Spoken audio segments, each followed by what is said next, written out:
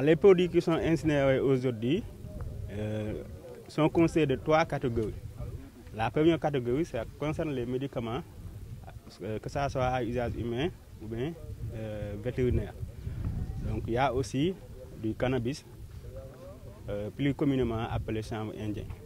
Il y a aussi de la cigarette de contrebande qui a été saisie par nos différentes unités.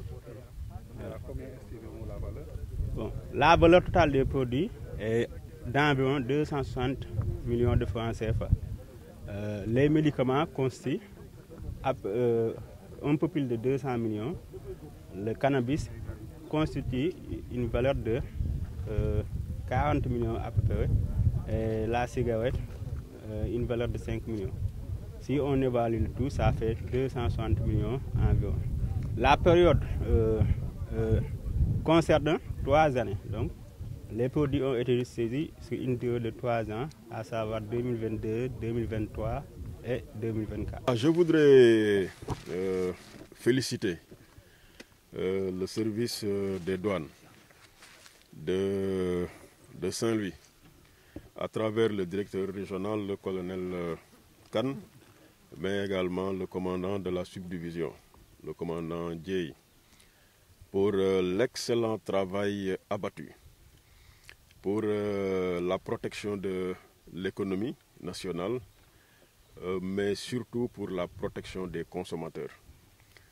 Ils viennent de réaliser des performances de taille en procédant à la saisie de cette quantité de drogue, mais également de médicaments et de produits qui ne sauraient être consommés.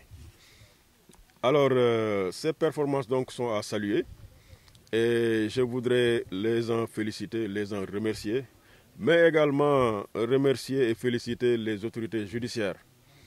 Nous savons tous qu'après l'action de la douane, c'est le parquet qui prend le relais, qui procède donc aux procédures nécessaires et qui remet le produit à la disposition de la douane pour que nous puissions organiser l'incinération au vu et au su de tout le monde. Je voudrais donc les féliciter eux également, ou elles également, parce qu'il s'agit d'autorités judiciaires, pour l'excellent travail. Maintenant, pour ce qui nous concerne, nous, autorités administratives, nous veillons à ce que les politiques définies par l'autorité suprême du pays soient appliquées dans toute leur rigueur.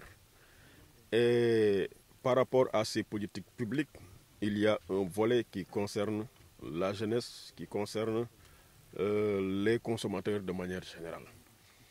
Il s'agit donc de les protéger contre l'usage de ces produits toxiques, de ces produits nuisibles tels que la drogue.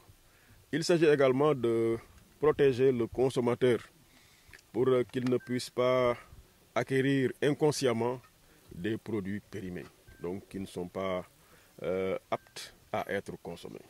Et par rapport à cela, l'instruction reste la même, la détermination reste de mise et la rigueur est incontestable.